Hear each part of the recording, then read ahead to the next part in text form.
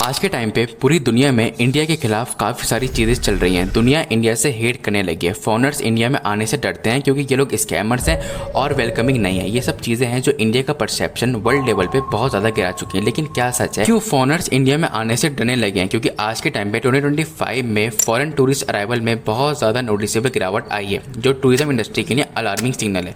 कुछ concrete reason ये है कि रिसेंट ईयर में सेवरल हाई प्रोफाइल इंसिडेंट जहाँ टूरिस्ट के साथ स्कैम होना, हरेसमेंट होना या फिर उनके साथ कोई फिजिकल थ्रेट का सामना हुआ है, ये सोशल मीडिया पर वायरल होकर इंडिया की इमेज को बहुत बुरी तरीके से डैमेज कर रहे हैं। यूएस ट्रैवल एडवाइजरी और कुछ यूरोपियन गवर्नमेंट्स की वार्निंग ने टूरिस्ट को डिस्करेज किया है इंडिया को विजिट करने से। स्पेशल कंसर्न है वुमेन ट्रैवलर्स के लिए, जहां सेफ्टी और हरेसमेंट की रिपोर्ट ने कॉन्फिडेंस को वुमेन के बहुत ज़्यादा डाउन कर दिया है कि इंडिया एक अनसेफ कंट्री है। टूरिस्ट इंडिया विजिट करके चले जाते हैं तो वो लोग कुछ चीज़ें बताते हैं जो हमारे लिए काफ़ी कंसर्निंग है, जैसे कि इंडिया में अभी भी public facilities, toilets, clean drinking water, proper roads का इंफ्रास्ट्रक्चर अभी भी डेवलपिंग स्टेजेस में है। टूरिस्ट को प्राइवेसी और हाइजीन इश्यूज फेस करने पड़ते हैं। एयर पोल्यूशन के नंबर में दुनिया के सबसे खराब में इंडिया शामिल है। फॉरेन मीडिया में इंडिया को लेकर जो सबसे बड़ा कंसर्न उठता है वो है कम्युनल टेंशन, रिलीजियस इंटॉलरेंस और कंट्रोवर्शियल लॉज जो इंटरनेशनल ऑब्जर्वर्स को अनकंफर्टेबल बनाते हैं। प्रेस सेंसरशिप, क्योंकि जो हमारी प्रेस है वो इस टाइम पे गवर्नमेंट के पीआर में लगी हुई है। फ्रीडम ऑफ एक्सप्रेशन पर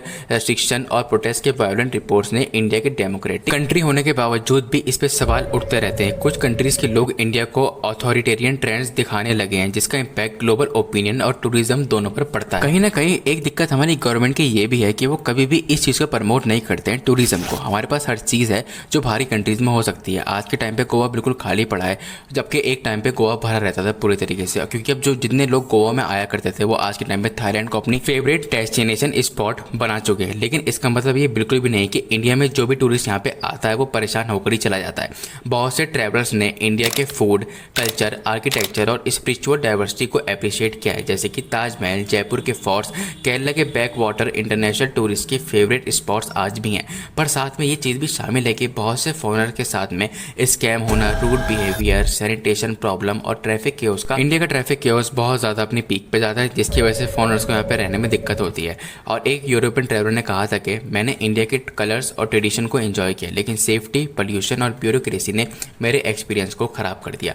इंटरनेशनल मीडिया रिपोर्ट्स ने कई बार इंडिया की निगेटिव स्टोरीज को हाईलाइट किया है, जैसे कि सोशल जस्टिस, रिलीजियस फ्रीडम और फ्रीडम ऑफ प्रेस पर रिपोर्ट्स के साथ। सोशल मीडिया प्लेटफॉर्म पर आपने देखा होगा, इंस्टाग्राम रील्स पर ऐसी वीडियोस वायरल जाती है जिसमें इंडियन जो है स्कैम कर रहे होते हैं या कुछ ना कुछ गंदे तरीके से बर्तन वगैरह धो रहे होते हैं साइडों पर बैठ के, नाल वालों के पास बैठ के, जिसकी वजह से ये जो रील्स हैं बाहर तक पहुँचती हैं और जो लोग देखते हैं वो हैरत करते हैं कि यहाँ पे ऐसे लोग भी रहते हैं। सबसे हाईलाइट चीज़ जो होती है यहाँ पे टूरिस्ट अराइवल की वो है वुमेन के साथ कुछ ना कुछ गलत होना। अगर मैं आपको बताऊं 2025 की रिपोर्ट, तो एक ब्रिटिश टूरिस्ट ने सोशल मीडिया पे इंडियन लड़के से दोस्ती की थी, जिससे मिलने के लिए वो दिल्ली आई थी, लेकिन इंडियन लड़के ने उसे होटल में बुला के वो किया जो उसे नहीं करना चाहिए था उस टूरिस्ट के साथ में। पुलिस ने दोनों को अरेस्ट किया और ब्रिटिश हाई कमीशन को भी इस बारे में इन्फॉर्म किया गया था। ये केस इंडिया में और फॉरेन टूरिस्ट में बहुत ज़्यादा चिंता पैदा करता है। राजस्थान के बीकानेर में फिलीपींस की औरत के साथ भी कुछ गलत हुआ। वो हुआ ये था कि बीकानेर में एक इवेंट मैनेजर ने फिलीपींस के एक फॉरेन वर्कर को डिनर के बहाने होटल में बुलाया। वहाँ उसने नशा दिया उसको और फिर उसके साथ वो किया जो उसे नहीं करना चाहिए था। पुलिस ने जल्दी से एक्शन लेकर एक्यूज को गिरफ्तार तो कर लिया, लेकिन ये जो चीज़ है जब वो बाहर जाके बताते हैं और जब ये चीज़ इंडिया के मीडिया के बाहर जब हाईलाइट होती हैं तो इंडिया की जो इमेज है वो दिन पर दिन गिरती ही चली जाती है। लेकिन अभी भी चीज़ें हाथ से बाहर नहीं गई हैं, जैसे कि क्लिकबेट हेडलाइंस में भी सेंटीमेंट्स इंडिया के खिलाफ होते जा रहे हैं और ज़्यादा ड्रामेटिक बनते ही चले जा रहे हैं, जिससे परसेप्शन और भी ज़्यादा गिरता ही जा रहा है इंडिया का वर्ल्ड लेवल पर।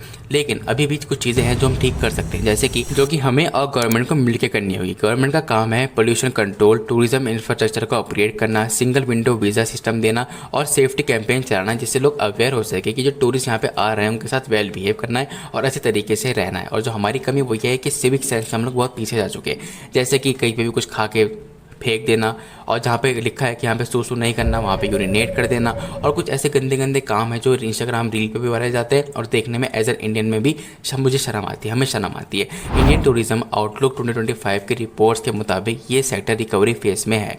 बस परसेप्शन और ग्राउंड रियलिटीज़ को एक साथ जोड़ना है, जिससे इंडिया का जो टूरिज्म है वो फिर से अपनी पकड़ सकता है। और जो 2025 में अभी अप्रैल में जो पहलगाम टेरर अटैक हुआ था उसकी वजह से भी अच्छी खासी गिरावट आई है, क्योंकि इंडिया के जो बेस्ट टूरिस्ट डेस्टिनेशन है वो कश्मीर ही है और वहाँ पे अभी भी चीज़ें सेट नहीं है, क्योंकि 48 टूरिस्ट स्पॉट्स में से 18 ही अभी अच्छे तरीके से काम कर रही हैं, बाकी सारी बंद। जितने भी फॉरनर आज के टाइम पे इंडिया को विजिट करते हैं वो ज़्यादा ब्लॉगर्स ही होते हैं। वो दिखाना चाहते हैं कि इंडिया की जो रियल साइड है वो क्या है। अगर गलती से भी वो लोग अपना यूट्यूब ब्लॉग का टाइटल लिख देते हैं that I got scammed in India या फिर हैरेस्ड इन दिल्ली, और अगर ये चीज़ यूट्यूब पे अपलोड हो जाती है, इसके साथ साथ वो मिलियंस में व्यूज ले लेती है और ऊपर से इस पर अलग इंस्टाग्राम रील्स बनती है, इससे और भी ज़्यादा इंडिया का परसेप्शन गिरते चला जाता है। सबको लगता है कि इंडिया जो एक बूमिंग इकॉनमी है, लेकिन जो परसेप्शन है वो ग्राउंड रियलिटी से बिल्कुल अलग है।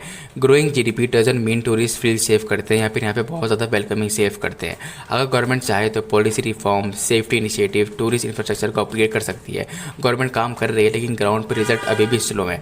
रियल चेंज तब आएगा जब सेफ्टी, हॉस्पिटैलिटी और हाइजीन इंप्रूव हो सकता है। सोचने वाली बात यह है कि क्या वर्ल्ड सच में इंडिया से हेट करता है या फिर ये सिर्फ एक परसेप्शन की ही बात रह गई है। क्या हम इमेज सुधार सकते हैं या नेगेटिव ट्रेंड कंटिन्यू रहेगा? कमेंट करके आप मुझे बता सकते हो आपके ओपिनियन क्या है कि क्यों इंडिया में फॉरनर्स आते हैं उनके साथ कुछ ना कुछ गलत होता है या फिर ये एक सिर्फ एक नेगेटिव पीआर है इंडिया के जो वर्ल्ड लेवल। इंडियन एक रात में इंडिया की इमेज बदलना मुश्किल है, लेकिन डायलॉग बदलने से, एक्शन लेने से हो सकता है कि हमारी टूरिस्ट इंडस्ट्री वापस से बूम कर जाए। तो चलिए मिलकर इस नैरेटिव को सुधारने की कोशिश करते हैं और एक नए इंडिया को दुनिया के सामने पेश करते हैं।